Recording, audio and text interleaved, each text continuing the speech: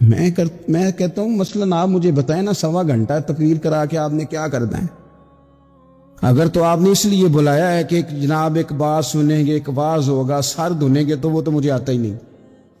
تو میں تو مختصر بات کروں گا اور اتنی کروں گا جس کی ضرورت محسوس کروں گا. لمبی چوڑی تقریروں کا کیا مطلب ہے؟ ہم کیا چاہتے ہیں سوائے اس کے کہ جناب بات بڑی اچھی کانوں کو لگ رہی ہے، مزہ بڑا آ رہا ہے، تو آپ نے لیا کیا؟ نتیجہ کیا نکلا؟ میرے رسول پاک علیہ السلام کے صحابہ جو حضور سے نصیحتیں لیتے تھے وہ کیسی تھی؟ حضرت عبداللہ بن بشر رضی اللہ تعالیٰ عنہ حاضر بارگاہ ہوئے، آ کے عرض کی یا رسول اللہ صلی اللہ علیہ وسلم، میں آیا ہوں سونے، پتہ نہیں دوبارہ آ سکوں کہ نہ آ سکوں. حضور پتہ نہیں موقع ملے نہ ملے، ایک بات مجھے بتا دیں، میں اس پہ عمل کروں گا، میری زندگی بھی بن جائے اور آخرت بھی بن جائے. تو کریم محبوب نے فرمایا عبداللہ زبان کو خشک نہ ہونے دینا، اس کو تر رکھنا. تر حضور کس چیز سے؟ فرمایا اللہ کے ذکر سے تر رکھنا. زبان اللہ کے ذکر سے تر رہے، ہر وقت رب کی یاد رہے، تیری دنیا بھی بن جائے گی اور آخرت بھی بن جائے گی. تو میرے عزیز اپنی زندگی کے اندر اب ہم نے عمل کرنا ہے. او جناب کمال پھر یہ ہے کہ جب واز سننے کا شوق بڑھ جاتا ہے، تقریر سننے کا شوق بڑھ جاتا ہے، سننے سنانے کا خالی مزاج ہو جاتا ہے، پھر بندہ ڈھونڈتا پھرتا ہے کہ نئی سے نئی چیز کہاں ملتی، انوکھی سے انوکھی چیز کہاں ملتی، انفرادی سے انفرادی بات. میرے بھائی آپ ضرور سنیں، ضرور سنیں. مومن کی گمشدہ میراث ہے، حکمت جہاں سے ملے لیں، لیکن عمل کرنے کے لیے لیں، عمل کرنے کے لیے. اب میرا دل کرتا ہے اب ہماری چپ سے بھی لوگ سبق سیکھیں. حضرت باجدید بستامی فرمایا کرتے تھے جس نے ہماری چپ سے کچھ نہیں سیکھا اس نے ہماری تقریر سے کیا سیکھنا ہے. اب تھوڑا سا نا اشاروں کی بولی بھی سمجھے، اب تھوڑا سا یہ بھی ہو کہ بس بات پوری ہونے نہ پائے اور انسان کی رغبت عمل کی طرف بڑھ جائے. یہ مزاج ہمیں دیا ہے. اب تو بھائی آ جائیں آپ، صبح بھی تقریر کر دیں، دوپہر کو بھی تقریر کر دیں، شام کو بھی تقریر کر دیں، تو پھر یہ بھی ہوتا ہے کہ جناب وہ بیان آپ نے جو سنایا تھا نا وہ ذرا دوبارہ سنا دیں. تو میں کہتا ہوں پہلے سننے پر عمل ہو گیا تو نہ کریں. اب ہمیں تھوڑی باتیں سیکھ کر ان پر عمل کرنا ہے اور آگے بڑھنا ہے. بڑی سادی بات میرے ابا جی بتایا کرتے تھے. والد صاحب کہتے ہیں کہ ایک دیہاتی بندہ نہ چلا گیا وہ کسی مولوی صاحب کی تقریر سننے. تو اس زمانے میں آپ کو پتہ ہے یہ واش روم کا مروجہ نظام نہیں ہوتا تھا، تو لوگ کھیتوں میں دوسری جگہوں پہ پیشاب کے لیے جاتے تھے.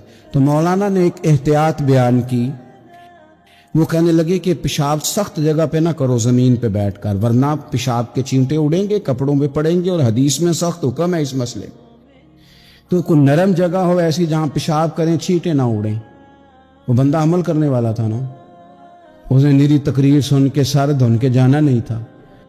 اس نے اتنی ساری ریت لے لی، کپڑے میں باندھ لی، اور وہ اس نے کندھے پہ رکھی ہوئی ہے. جہاں پیشاب کا وقت آتا پہلے ریت بچھاتا، پھر پیشاب کرتا تاکہ میرے کپڑوں پہ نہ پڑے.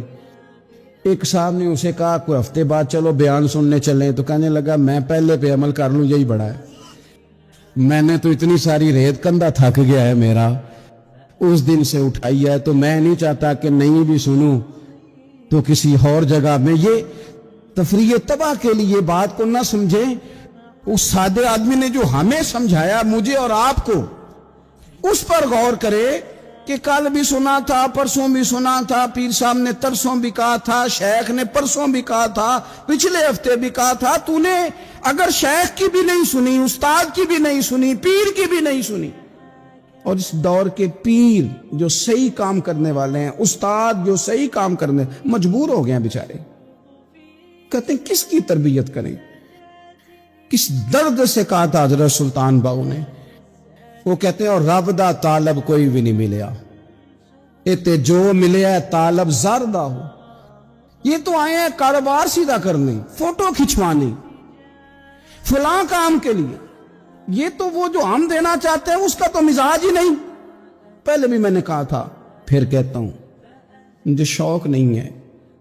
خدا مجھے معاف کر دے اس دن سے پہلے जिस दिन ये शौक हो कि मैं सवेरे जाऊंगा तो नोट लाऊंगा, तो शाम जाऊंगा तो नोट लाऊंगा, ये शौक नहीं है, तबीयत नहीं है, मन नहीं चाहता।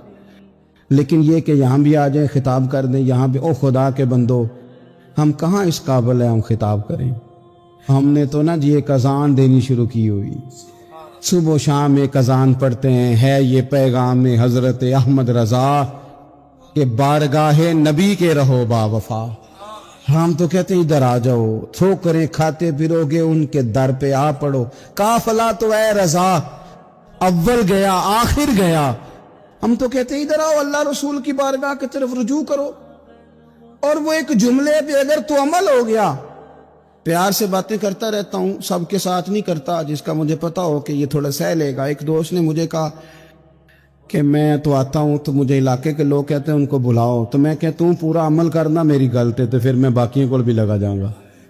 तो अगर तेरा ही अमल नहीं हो सका तो बाकियों को मैंने जाके क्या समझाना है। लेकिन इस कमाल को भी तो जरा देखिए ना, हजरत अबू बकर सिद्दीक रज़ी अल्लाह ताला अन्हो, आप तो रईस आज़म हैं, मालदार हैं, बहुत बड़े ताजर हैं, लेकिन वही जनाब सिद्दीक अकबर अमीरुल मोमिनीन बने। यहां उसी वक्त गार्ड आ जाते हैं, उसी वक्त जनाब उनके लिए स्पेशल सिक्योरिटी आ जाती है, उसी वक्त जैसे ही हलफ बर्दारी की तकरीब होती है खत्म, तो साथ ही वो सारी सहूलियात शुरू हो जाती हैं जो जनाब बहुत बड़े बादशाहों को भी मुयस्सर नहीं होती। और इसके बावजूद वो जमहूरी होने का दावा कर रहे होते हैं और जमहूरियत का राग अलाप रहे होते हैं। यहां हाल ये है, इतने बड़े मालदार हैं जनाब सिद्दीक अकबर, लेकिन खलीफा बने तो सर के ऊपर टोकरा रखा, बाजार की तरफ जा रहे हैं। तो हज़रत उमर ने कहा आप कहाँ तशरीफ ले जा रहे हैं? कहा मैंने मंडी में नहीं जाना, कारोबार नहीं करना, बच्चों का पेट नहीं पालना, उनके लिए मैंने कुछ कमाना नहीं। जनाब क्या मतलब, आप अमीरुल मोमिनीन हैं।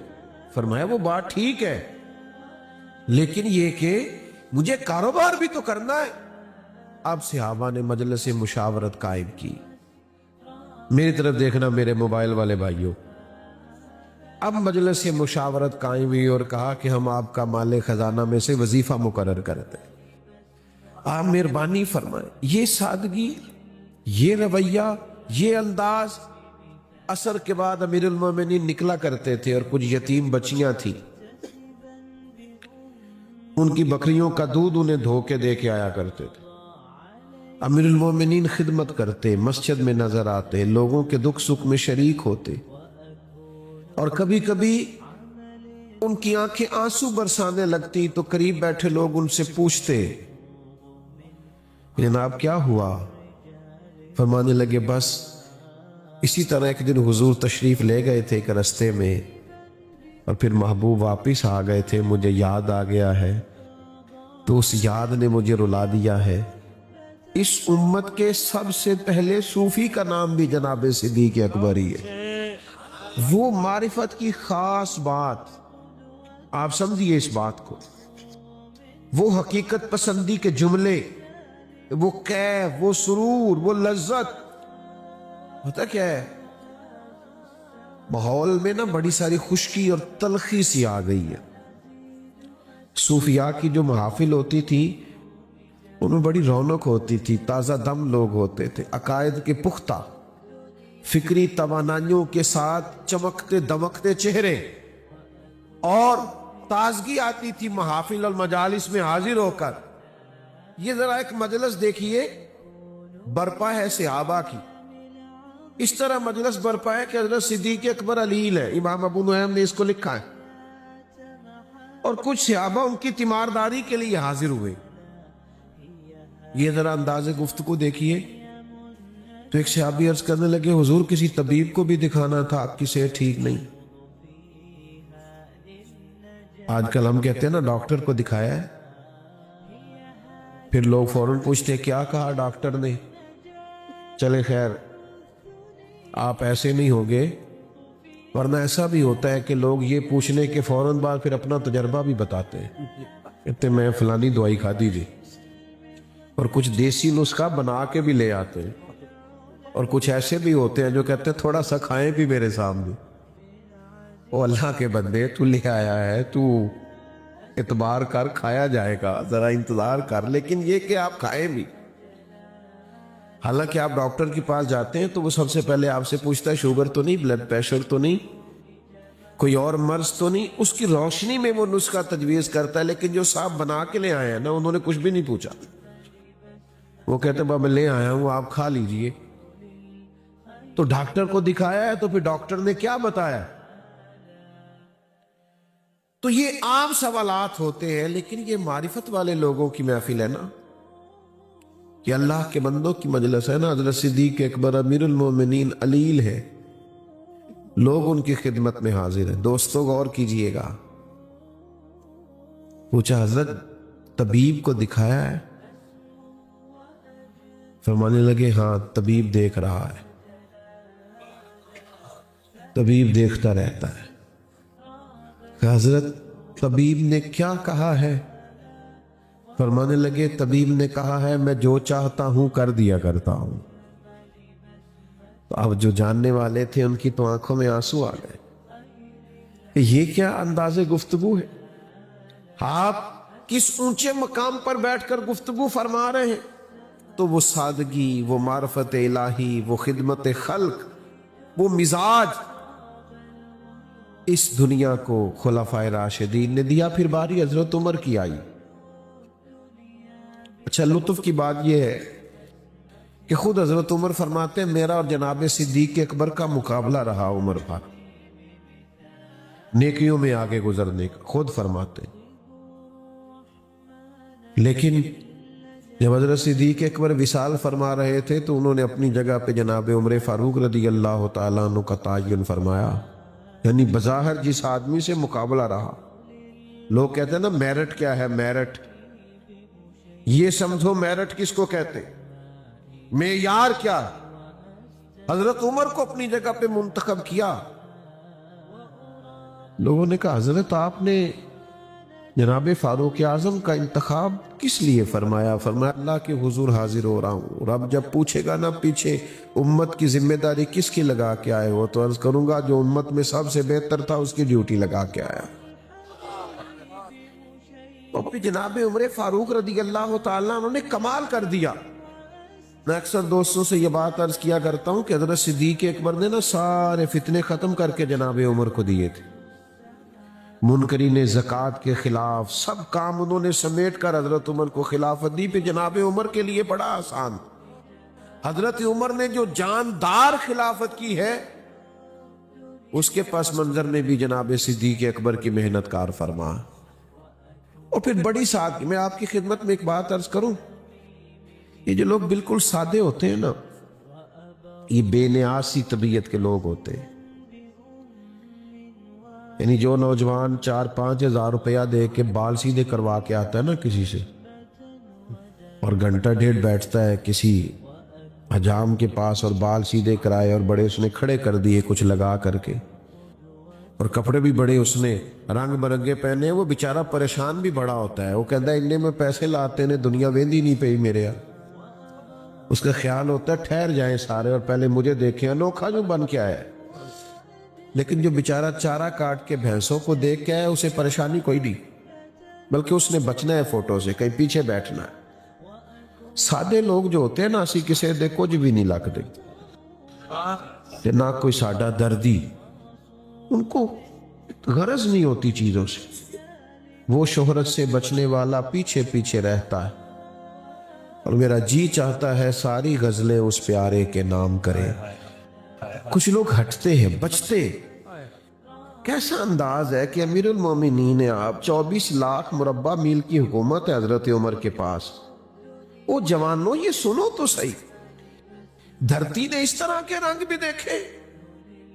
اتنا بڑا آدمی اور جس کے نام سے دشمن کانپتا ہے،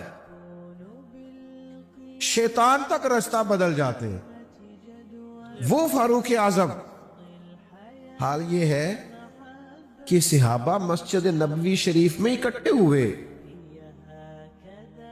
اور اکٹھے ہو کے کہنے لگے امیر المومنین سے عرض کرنا ہے کہ حضرت مہربانی کریں کرتا تو نیا لے لے، اب تو پیوند لگنے کی جگہ بھی نہیں رہی۔ پیوند کا بھی پتہ ہے کہ نہیں؟ کپڑا پھٹ جاتا تھا نا تو اس کو رفو کرا لیتے تھے، پیوند لگ جاتا تھا۔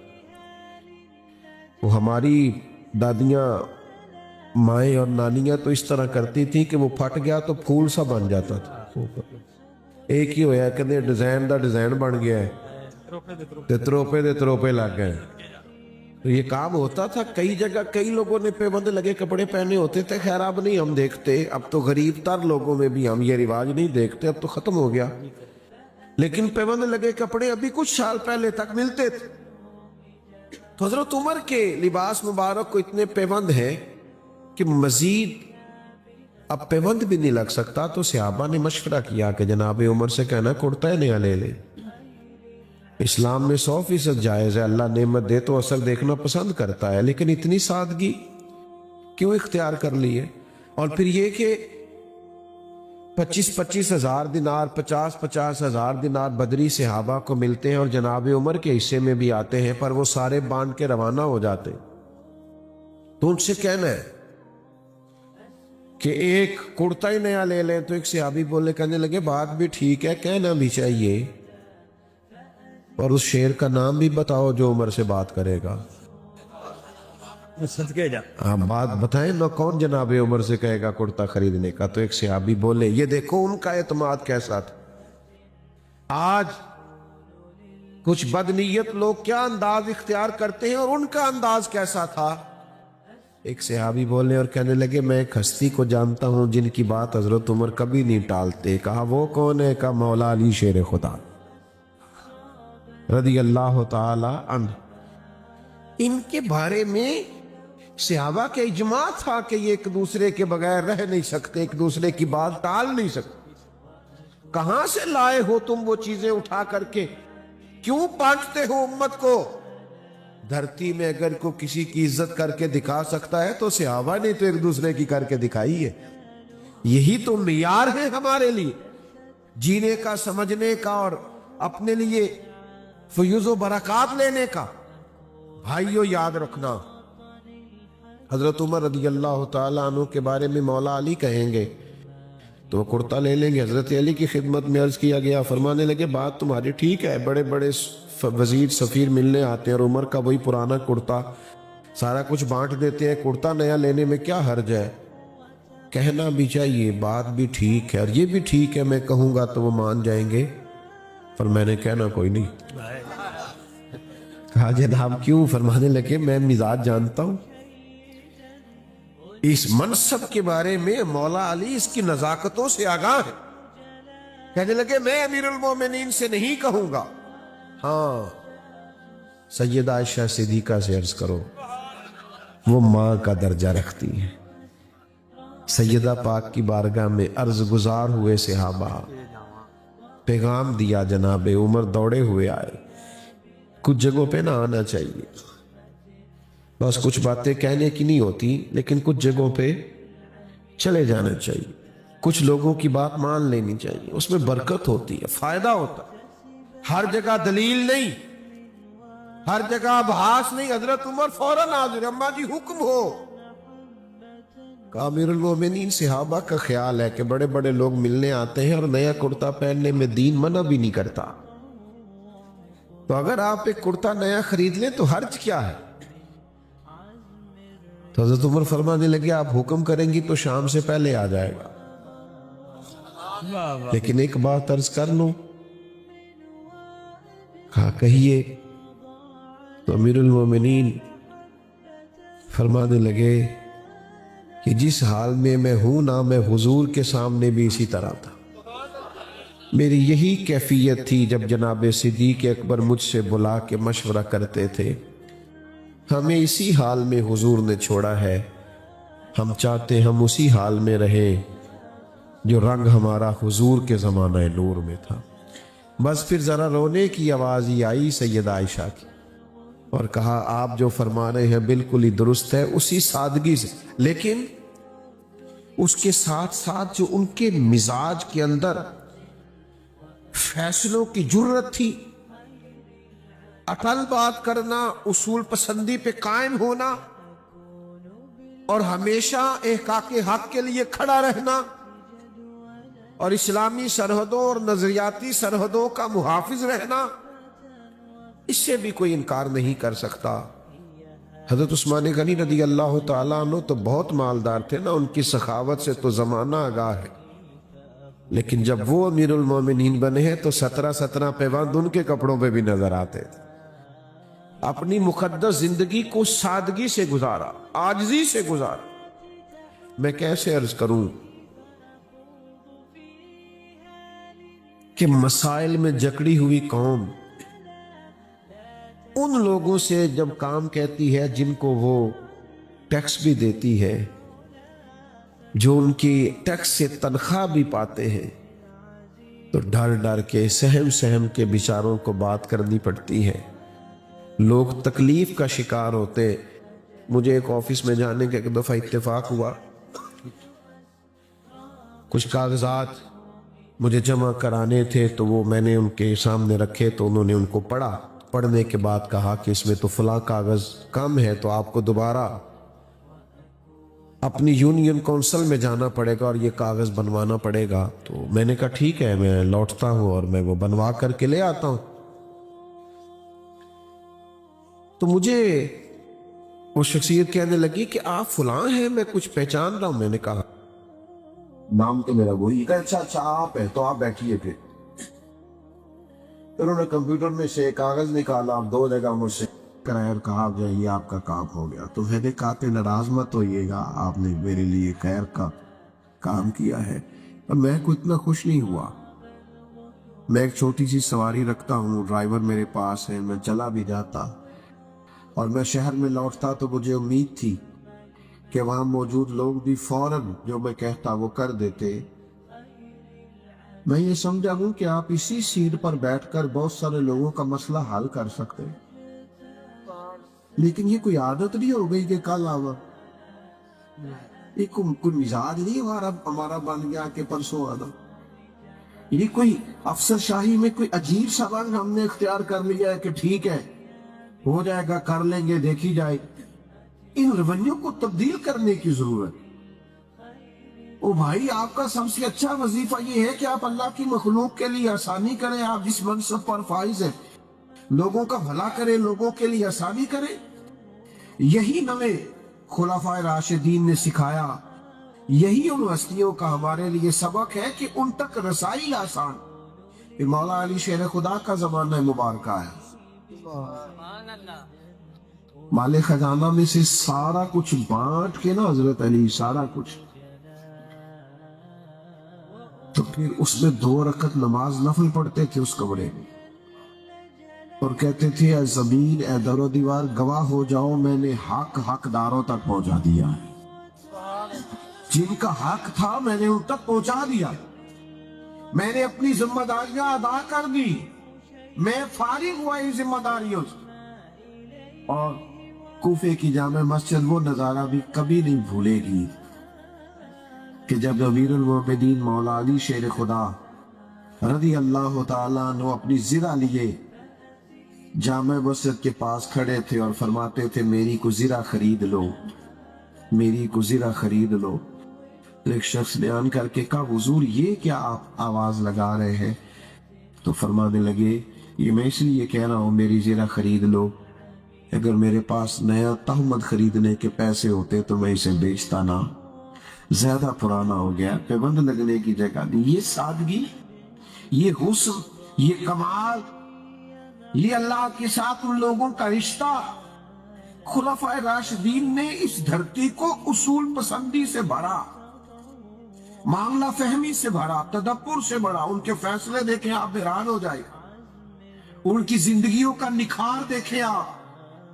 मैं कैसे आपकी खिदमत में ये बात अर्ज करूं कि जिस कौम को सरे नियाज झुकाकर हुजूर के सहाबा से फैज पाना चाहिए था, वो उन पर बहस करते हैं। लोगों को ख्याल नहीं आता कि जो नाम वुजू करके लेने चाहिए तुम उस ताल्लुक से राय का इजहार करते हो। یہ حسین لوگ، یہ پاکیزہ لوگ، یہ خوبصورت جماعت جس نے اپنے وجود اور اپنے کردار سے اور اپنے افکار سے پوری امت کو خیر سے بھر دیا۔ بہت زیادہ باتیں میں نے آپ کی خدمت میں عرض نہیں کرنی، بس میں سمیٹنے لگا ہوں۔ جوانوں، ایک شکوہ بھی ہے۔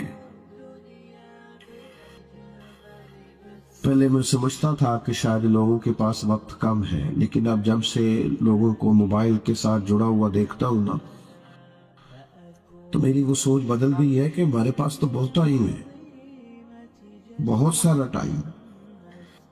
مطلب ان کی بھی لوگ تصویریں دیکھ لیتے ہیں اور ان کی بھی پوسٹ پڑھ لیتے ہیں جن کی بالکل نہیں پڑھنی چاہیے، اور ان کی بھی بات کرتے ہیں جن کی بات کرنے سے مراد صرف ان کو اہمیت دینا ہے۔ ہم تو بیچارے اس قابل ہی نہیں کہ ان کی بات کی جائے۔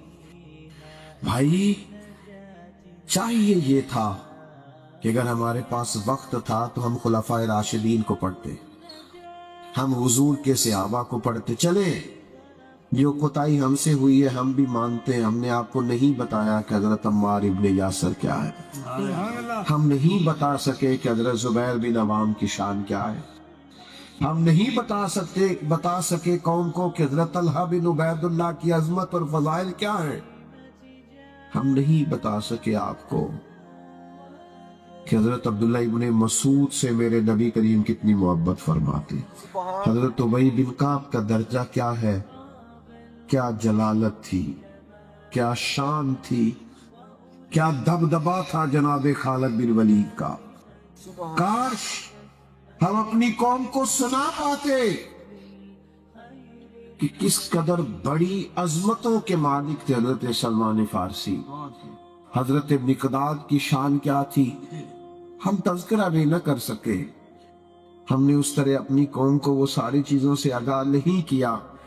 یہ کس بصیرت کے لوگ تھے، یہ کس کمال کے لوگ تھے، کیا انہوں نے شانیں پائی تھی، کیا سوسائٹی کو انہوں نے اپنے کردار سے نوازا ہے، کس طرح ماحول میں ان کے آنے سے حسن پیدا ہوا ہے، خوبصورتی آئی ہے۔ دوستو، یاد رکھنا، آج بھی جو لوگ چمکیں گے اور جن کی عظمتیں بڑھیں گی وہ حضور کے غلاموں کے غلام بن کے چمکیں۔ تیرے غلاموں کا نقش قدم ہے راہ نجات، وہ کیا بھٹک سکے جو یہ چراغ لے کے چلے۔ جوانوں، ایک ایک باب کھولا کرے، پڑھا کرے، غور تو کیا کرے حضرت عبد الرحمن ابن عوف کیا تھے۔ ذرا کبھی کھول کے دیکھیں حضرت ابو ہریرہ کی عظمتیں کیسی ہیں۔ پڑھے نا جناب عبداللہ ابن عمر کو حضور کہ وہ غلام جن کو محبوب نے فرمایا یہ نیک آدمی ہے۔ حج کے سب سے زیادہ مسائل حضرت عبداللہ ابن عمر جانتے۔ اتنا بڑا آدمی، اتنا صالح آدمی، اتنا عالم آدمی، لیکن کیا کریں، نہ ہمارے ہاں جمعوں کے عنوانات بنتے ہیں، نہ ان کے نام پر ہم محافل کا انعقاد کرتے ہیں، نہ ہم یہ کرتے ہیں کہ ریسرچ کرنے والے لوگوں کو اس طرف لگائیں۔ یہ بڑے خوبصورت اور عظیم لوگ ہیں۔ حضور نے ایسی جماعت تیار کی ہے جس طرح میرے نبی کی مثل کوئی نہیں، اس طرح نہ حضور کے صحابہ کی کوئی مثل ہے، نہ اولاد رسول کی کوئی مثل، ان کی کوئی مثال نہیں دی جا سکتی۔ یہ غیر معمولی لوگ تھے، یہ کمال لوگ، انفرادیت اللہ نے دی تھی۔ جس کو پڑھتے جائیں گے آپ کے دل کے دریچے کھلتے جائیں گے، ذہن وسعت پاتا جائے، آپ محسوس کریں گے اندر نور داخل ہو رہا ہے۔ ان لوگوں کی باتوں میں کبھی نہ آنا جو بیچارے صرف اپنی تقریریں چمکانے کے لیے اور صرف یہ کہ چند جملوں کا سہارا لے کر کچھ منطقی اور فلسفی باتیں بیان کر کے معاذ اللہ ان لوگوں کے بارے میں کوئی رائے دینا چاہتے ہیں۔ بڑے کمزور لوگ ہیں، ان بیچاروں کے پاس تو ایسی بات نہیں ہے جو قابل توجہ ہو۔ یہ لوگ ہی بہت بڑے ہیں، ان کی بات ہی بہت بڑی ہے، ان کا کردار ہی بہت بڑا ہے۔ بس جڑے رہنا، جڑے رہو گے تو بچے رہو گے۔ حضور کے صحابہ اور نبی پاک کی اولاد کے ساتھ جمے رہیں گے تو آپ محسوس کریں گے کہ ہمیشہ طبیعت تازہ ہے، عقیدہ مضبوط ہے اور عمل کا رستہ آسان ہے۔